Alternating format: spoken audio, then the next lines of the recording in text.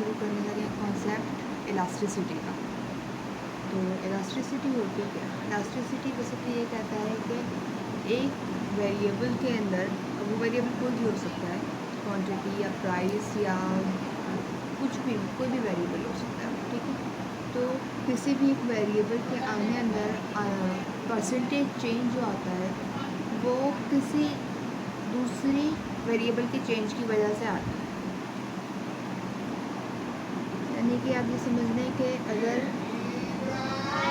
Percentage change in any variable, यानी कि इस वेरिएबल के अंदर जो परसेंटेज चेंज आया है वो कौन सी वेरिएबल की चेंज की वजह से आया है, ठीक है। अभी भी कोई वेरिएबल होगा तो पहला चेंज कहाँ आया होगा, इधर, ठीक है, फिर इसकी वजह से यहाँ पे आया, ठीक है।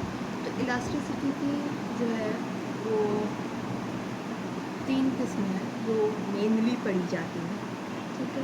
इसके अंदर पहली आती है प्राइस इलास्टिसिटी ऑफ डिमांड, जिसको पॉइंट इलास्टिसिटी भी कहा जाता है या पॉइंट प्राइस इलास्टिसिटी भी कहा जाता है, ठीक है। इलास्टिसिटी ऑफ डिमांड, अब ये क्या कहते हैं, इसकी डेफिनेशन जो है वो होती है E/P, ठीक है। तो ये किस तरीके से पढ़ा जाता है, इसका फॉर्मूला क्या है, ये कहता है कि ये कहता है कि percentage change in quantity of good X divided by the percentage change in price of X, यानी कि सेम गुड की बात हो रही है, गुड X होगा या गुड Y होगा, ठीक है, ठीक है। अब यहाँ पे X भी हो सकता है, Y भी हो सकता है, Z भी हो सकता है, किसी गुड का नाम भी लिया जा सकता है, टोटली पॉसिबल, ठीक है। तो ये क्या कहता है कि प्राइस ऑफ X कितनी परसेंटेज से चेंज होगा तो उससे, उस चेंज की वजह से क्वांटिटी ऑफ X पे कितनी परसेंट से अफेक्ट आएगा या वो कितना चेंज होगा, ठीक है। तो अब हम आगे इसको quantity of X QX divided by, ये मैंने ऊपर न्यूमरेटर वाले का शॉर्ट फॉर्म लिखा है, ठीक है, divided by price of X over price of X, change in price of X over X।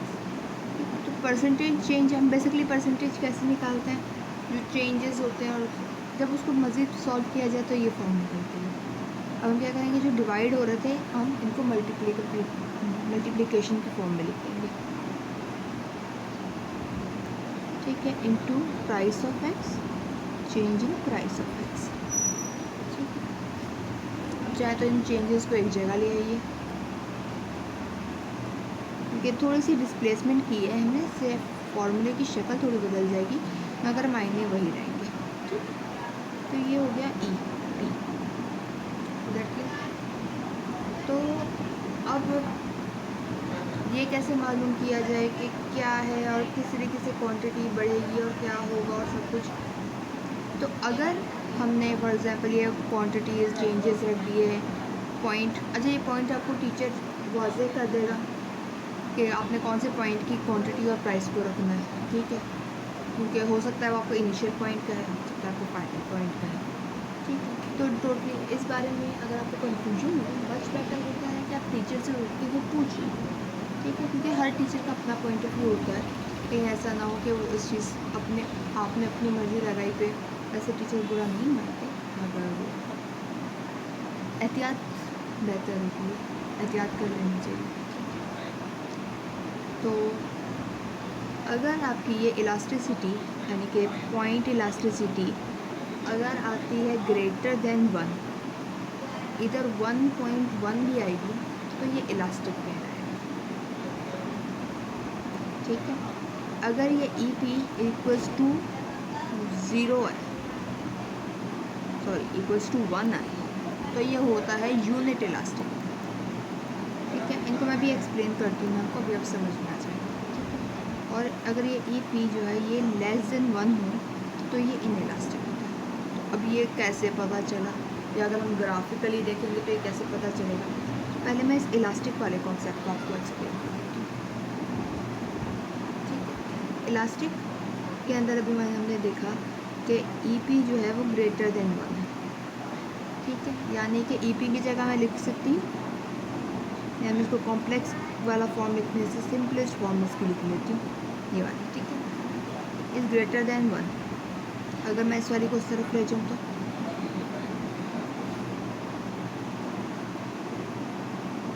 यानी कि क्या कह रहा है कि इलास्टिक किस सूरत में होगा डिमांड कर्व, जब आपकी percentage change in quantity of x is greater than the percentage change in price.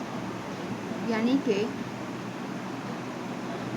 ये आपकी प्राइस होती है, ये क्वांटिटी होती है, तो जो यहाँ का चेंज जो है छोटा हो मगर यहाँ का चेंज एक बहुत से बड़ा हो, इसका मतलब आपका कर्व जो है वो थोड़ा फ्लैटर बनेगा। ये डिमांड कर्व बनेगा इसका, ठीक है, ठीक है। यानी कि अब हमें पता चल गया इलास्टिक का मतलब है एक रिलेटिवली फ्लैटर, ठीक है। इन इलास्टिक इससे उल्टा हो जाएगा, सेम ठीक है, क्योंकि अगर मैं इसको यहाँ पे रख के सॉल्व करूँ इन द सेम वे, तो change in quantity x, percentage change in price of x. अब इसको मैं जब सॉल्व करूँ तो इसका जवाब आ जाएगा change in quantity x is less than percentage change in price of x. आएगा ये वाला जवाब अगर मैं इसको बिल्कुल उसी फॉर्मेट में सॉल्व करूँ जिस तरीके से ये हुआ है।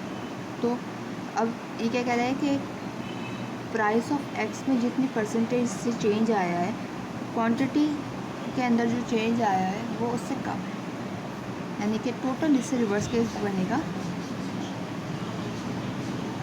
कि यहाँ से प्राइस में अगर इतना चेंज आएगा तो आपकी क्वांटिटी में उससे कम चेंज आएगा। तो ये फ़र्क उम्मीद करती हूँ आपको अंदाज़ा हो रहा होगा कि मैं क्या समझा रही हूँ, ठीक है। जहाँ बात आएगी यूनिट इलास्टिक की, इट मीन्स आपकी प्राइसेस में जितना चेंज आ रहा है आपकी क्वांटिटी में भी उतना ही चेंज आ रहा है, ठीक है, यानी बिल्कुल न्यूट्रल।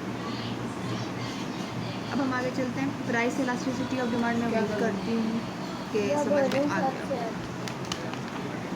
अब चलते हैं हम लोग इसकी अगली किस्म की जानिब जो कि कहलाती है क्रॉस प्राइस इलास्टिसिटी, यानी कि ये होती है एक गुड और दूसरी की प्राइस। ये अमूमन इस्तेमाल की जाती है जब हमने मालूम ये करना हो कि दो एक्स और वाई गुड हैं या ए या बी, यानी कोई भी दो गुड्स जो हैं क्या वो सब्सटीट्यूट हैं या वो कॉम्प्लीमेंट है, ठीक है। और ये मालूम अब इलास्टिसिटी के साथ किस तरीके से किया जाता है हम भी देख लेंगे। तो क्रॉस प्राइस इलास्टिसिटी, ठीक है। क्रॉस प्राइस इलास्टिसिटी को लिखते हैं एक्स और वाई, यानी कि ई एक्स वाई,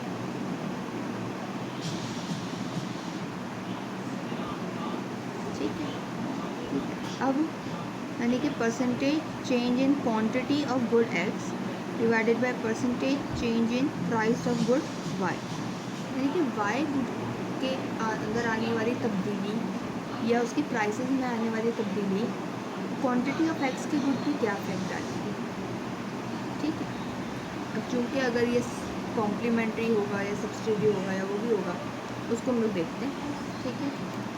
अब अगर ये आपके पास ग्रेटर देन ज़ीरो आ जाए, या इसको अगर आप चले पॉजिटिव करेंगे, पॉजिटिव वेरिएबल बनता है, तो ये सब्स्टिट्यूट्स हैं। कैसे, ठीक है। अब इसको फिर मैं वही ऐसे रखूँगी कि change in quantity X, change in price of Y, ठीक है। अब इसको उस तरफ होने में लगा, चलो। अब ग्रेटर है यानी कि दोनों के दोनों इंक्रीज़ हो रहा है, ये मतलब बनेगा इसका, यानी कि एज ऑपोजिट डायरेक्शन में मूवमेंट नहीं हो रही है, कि ये बिल्कुल सेम डायरेक्शन में मूवमेंट्स, यानी कि अगर ये प्राइस ऑफ वाई बढ़ रही है तो क्वांटिटी ऑफ एक्स जो है वो भी बढ़ रही है। तो ये कौन सी सूरत में होगा, सब्स्टिट्यूट्स की।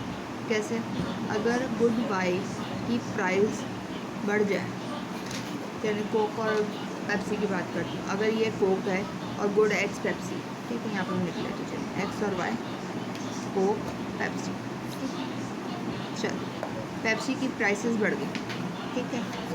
अब आपको महंगी मिलेगी, आप क्या करेंगे, आप उसका सब्स्टिट्यूट की तरफ जाएंगे जो है कोक, तो प्राइस ऑफ वाई यानी कि पेप्सी की प्राइसेस बढ़ने की वजह से आपने कोक की क्वांटिटी की कंजम्पशन बढ़ा दी, चीज़ साबित होगी दोनों सेम डायरेक्शन में मूव।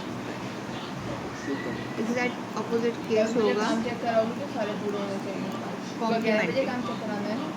अभी तो शुरू करो। कॉम्प्लीमेंट्री क्या होगा, वो जो कि एक दूसरे के साथ कॉम्प्लीमेंटरी चल रहे हैं। ठीक है, चाय बिस्किट, चलो एक्स और वाई लिख लेते हैं, चाय बिस्किट, चलो बर्गर और इंटरेस्टिंग करते हैं ना, सॉफ्ट ड्रिंक। ठीक है, तो अगर बर्गर की जो है वो चलें, सॉफ्ट ड्रिंक की प्राइस बढ़ गई, इनकम आपके पास आपकी कांस्टेंट चल रही है, सॉफ्ट ड्रिंक की प्राइस बढ़ गई। अब आप सॉफ्ट ड्रिंक तो कंज्यूम नहीं कर सकते और आप यही कॉम्बो यूज़ कर रहे हैं, तो आप क्या करेंगे, प्राइस ऑफ वाई बढ़ गई, अब आप सॉफ्ट ड्रिंक को अफोर्ड नहीं कर सकते बर्गर की प्राइसेस से। इनडायरेक्टली तौर पे अब आप, क्योंकि अब आपको आदत है उसको एक साथ कंज्यूम करने की, आप बर्गर की क्वांटिटी रिड्यूस कर देंगे। ठीक है, तो ये ऑपोजिट डायरेक्शन की मूवमेंट की वजह से ये नेगेटिव में जा सकता है। ठीक है, अब आखिरी जो कि इनकम की चेंजेस की वजह से आता है, जिसको कहते हैं हम लोग इनकम इलास्टिसिटी ऑफ डिमांड। ठीक है, यानी कि इनकम के अंदर आई हुई परसेंटेज चेंज का क्वांटिटी ऑफ गुड, ये गुड एक्स जो है, sorry, income elasticity of demand, इसका फॉर्मूला हम लिखते हैं X M, percentage change in quantity of X due to the percentage change in income. यानी कि हम आम इंसान की इनकम अगर बदलती है तो भी हमारे रवैयों में अच्छा खासा फ़र्क आ जाता है, हमारी ख़रीदारी के अंदाज में बहुत फ़र्क है। तो अब ये कैसे होगा, अगर E X M is greater than zero यानी कि पॉजिटिव नंबर है तो आपका गुड नॉर्मल है। नॉर्मल गुड का अगर आपने मेरी टाइप्स ऑफ गुड की वीडियो देखी हो तो उसके अंदर नॉर्मल गुड क्या होता है, इंफीरियर गुड क्या होता है, और ये substitute, complementary, good good, bad good, neutral good, ये सब उसमें एक्सप्लेन है। ठीक है, तो अब अभी नॉर्मल गुड कैसे पॉजिटिव है, यानी कि दोनों के दोनों सेम डायरेक्शन में मूवमेंट कर रहे हैं, तो क्यू एक्स यानी कि दोनों के दोनों सेम डायरेक्शन, इनकम बढ़ी तो हमने क्वांटिटी ऑफ एक्स की कंजम्पशन भी बढ़ा दी। और नॉर्मल गुड के बारे में यही बताया गया था आपको कि जब आप एक बंदे की, इंडिविजुअल की इनकम बढ़ती है तो वो जो गुड नॉर्मल गुड कंसिडर करता है उसकी कंजम्पशन बढ़ा देता है। ठीक है, तो ये नॉर्मल गुड हो गया। दूसरा inferior good, less than zero, जहाँ इनकम बढ़ती है गुड इंफीरियर गुड की कंजम्पशन को कम कर देगा, तो ये नेगेटिव बिल्कुल अपोजिट डायरेक्शन में जा रहे हैं, तो ये आपके पास आ गया इंफीरियर। ठीक है, उम्मीद करती हूँ आप लोगों को समझ में आ गया होगा। ज़रूर याद करेंगे, इससे पूछेंगे, मुझे अच्छा लगेगा आप लोगों के सवाल के जवाब देने।